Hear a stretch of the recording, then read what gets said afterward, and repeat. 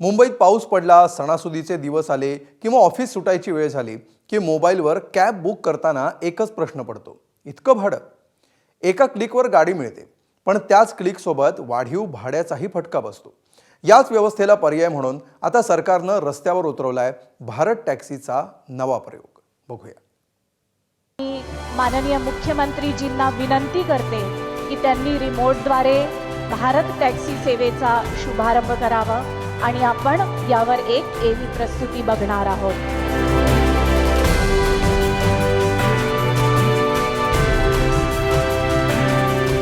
Bharat taxi प्रवासातला नवा turning point. आजची शहरं ॲपवर धावतात, जेवणापासून औषधापर्यंत आणि प्रवासापासून पेमेंटपर्यंत. त्यातच गेल्या दशकात ओला आणि उबर सारख्या कंपन्यांनी शहरांची वाहतूक अक्षरशः बदलून टाकली. पण त्याचबरोबर तक्रारीही वाढल्या. आता या सगळ्याला उत्तर म्हणून महाराष्ट्रात दाखल झाली भारत टॅक्सी.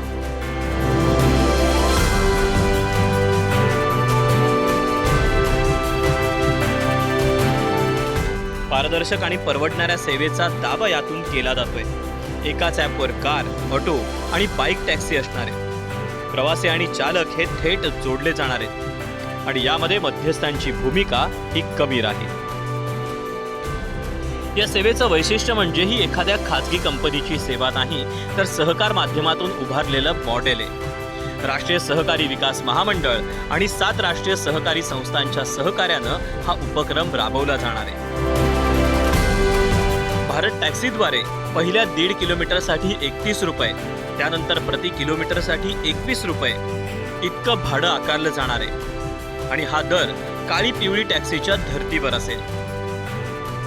दरम्यान भारत टॅक्सीचा शुभारंभ ही सहकार क्षेत्रातील नवी क्रांती असल्याचं मुख्यमंत्री देवेंद्र फडणवीस यांनी सोहळ्यादरम्यान म्हटलं. एक नवीन मॉडेल हे या देशामध्ये भारत टॅक्सीच्या माध्यमातून तयार झालं की ज्याच्यामध्ये टॅक्सी चालक हे केवळ चालक नाही, ते मालकही आहेत आणि ते या सहकारी संस्थेचे शेअर होल्डर देखील आहेत.